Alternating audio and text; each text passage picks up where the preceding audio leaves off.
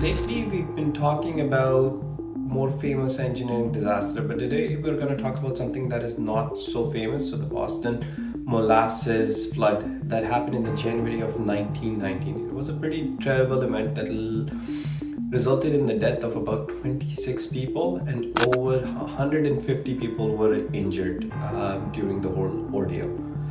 Just to give you some perspective, 2.3 million gallons of molasses was flooded on the street of Boston. And to put that in a bit of perspective, that's about four Olympic-sized pools of molasses. There's a saying in English that goes something like slow as molasses, but this molasses was traveling at about 35 miles an hour, which is approximately 54 kilometers an hour, which was faster than any car or vehicle at the time on the streets of Boston. So let's look into basically what made this into a disaster. So it was a warm, sunny day in January of Boston. People were happy. World War I has just ended. Things were looking up for everybody, pretty much all around the world.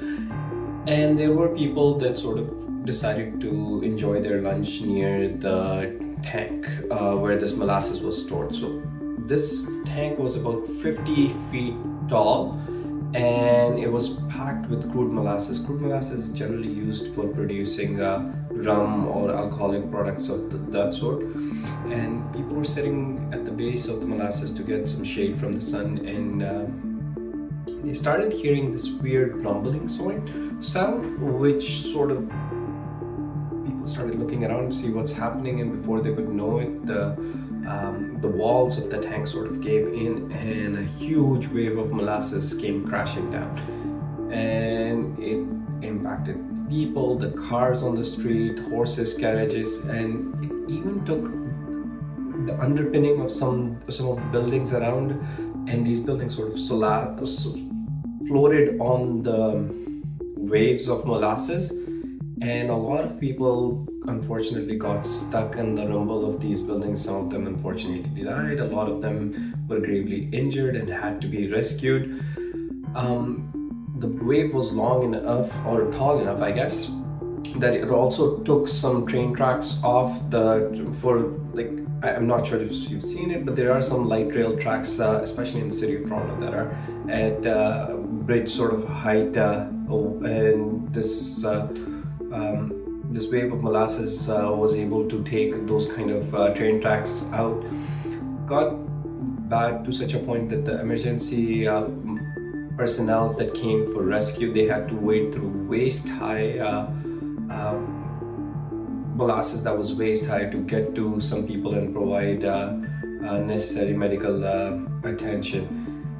And a significant amount of money was spent in terms of rescue effort and cleanup effort afterwards, and just to rebuild the city from what was destroyed during this event. So basically what happened afterwards, so engineers at the time agreed that the tank exploded because of the faulty design. The walls of the tank were not thick enough to handle the kind of load that was there. Not enough rivets were put into place to join the sheet of metal where they were joined.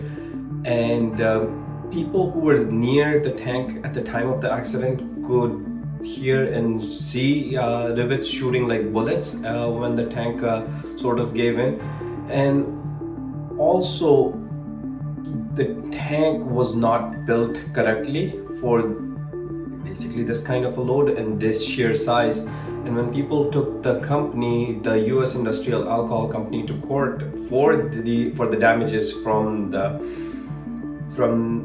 this accident, the company basically said that no, this was a terrorist attack, and extremists had bombed the tank, and that's why it failed. Engineering analysis of the tank and hold accident quickly disproved that theory, and it was found that the company was at fault because they gave the contract to build the tank to somebody that was not an engineer or an architect. In fact, he didn't even know how to read engineering drawings and blueprints. The tank had been leaking since day one, and when people complained to the company that the tank had issues, they basically colored the tank in a brown color, so the molasses leakage will not be as evident to people. And basically, company was held responsible for the accident. So what's done differently now?